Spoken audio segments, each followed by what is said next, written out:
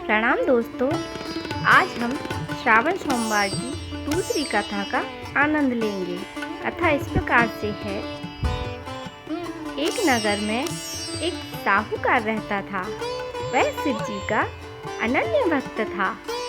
वह प्रतिदिन मंदिर में जल चढ़ाने जाया करता था।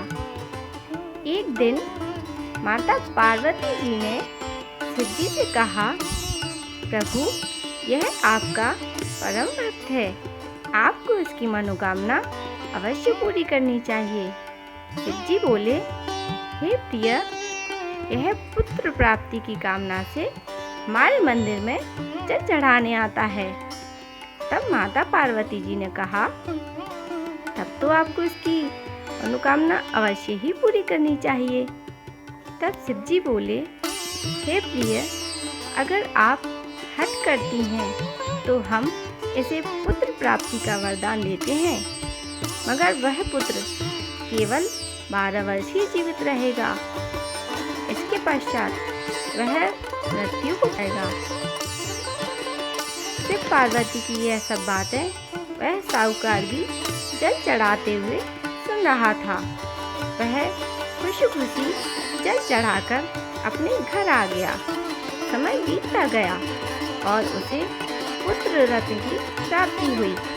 वह बालक जब 11 वर्ष का हो गया, तब उसे साहूकार ने उस बालक को और उसके मामा को बुलाया और उसे बहुत सारा धन देकर कहा कि मेरे पुत्र को काशी जी अध्ययन के लिए ले जाओ और मार्ग में हवन, यज्ञ और ब्राह्मण भोजन कराते हुए जाना।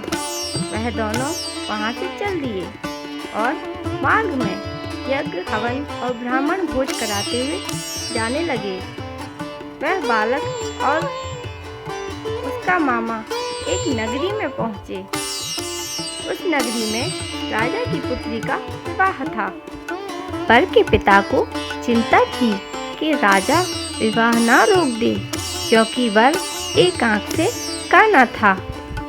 वर के पिता ने जब साहूकार के सुंदर बेटे को देखा तो उसके मन में विचार आया कि क्यों ना इस बालक को ही दूल्हा बना दिया जाए, ताकि विवाह संपन्न हो सके। उसने तुरंत ही साहूकार के बेटे को दूल्हा बना दिया और वर की जगह बैठा दिया। फिर विवाह संपन्न होने के बाद साहूकार के बेटे ने राजकुमारी की चुनरी पर लिख दिया कि तेरा विवाह मेरे साथ हुआ है। मैं वही हूँ जो हर जगह मार्ग में यज्ञ, हवन व ब्राह्मण भोज करता हुआ जा रहा हूँ।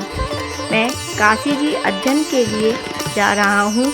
यह लिखकर वह साहूकार का बेटा काशी जी चला गया। इधर राजा की पुत्री जब सुबह उठी और उसने अपनी चुनरी पर यह लिखा हुआ देखा, उसने अपने पिता को सारी बात बताई। तब राजा ने अपनी पुत्री को बारात के साथ विदा नहीं किया। उधर साहूकार का लड़का अध्ययन करते हुए 12 वर्ष का हो गया। एक दिन अचानक उसकी तबीयत बिगड़ने लगी। तब पार्वती जी ने कहा, हे प्रभु, यह तो उसी साहूकार का बेटा है जो आपके वरदान से प्राप्त हुआ था। आपको इसे जीवन दान देना चाहिए। तब पार्वती जी के कहने पर शिव जी ने उसको जीवन दान दे दिया, क्योंकि राजा की पुत्री भी शिव जी की अनन्य भक्त थी। वह अपने पति की लंबी आयु की कामना शिव जी से किया करती थी।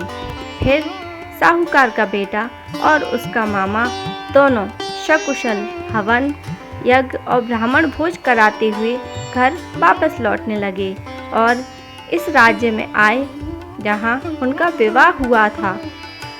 जब राजा ने यह खबर पाई तो अपनी पुत्री और जमाता को बहुत सारा धन देकर विदा कर दिया। फिर वे सब अपने नगर में आ गए।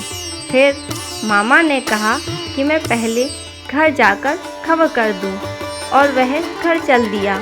इधर साहूकार और उसकी पत्नी छत पर इस विचार से बैठे हुए थे कि अगर हमारा पुत्र जीवित सकुशल नहीं लौटा तो यहीं से कूदकर अपनी जान दे देंगे। तब लड़के के मामा ने आकर यह खबर सुनाई कि आपका लड़का राजा की पुत्री से विवाह करके आया है।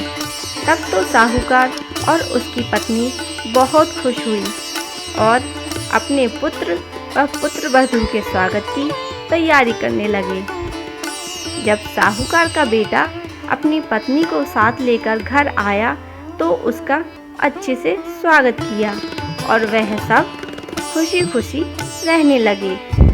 हे भोले बाबा, जैसे आपने साहूकार की इच्छा पूरी की वैसे ही हम सबकी भी इच्छा पूरी करना। बोलो भोले बाबा की जय, पार्वती मैया की जय।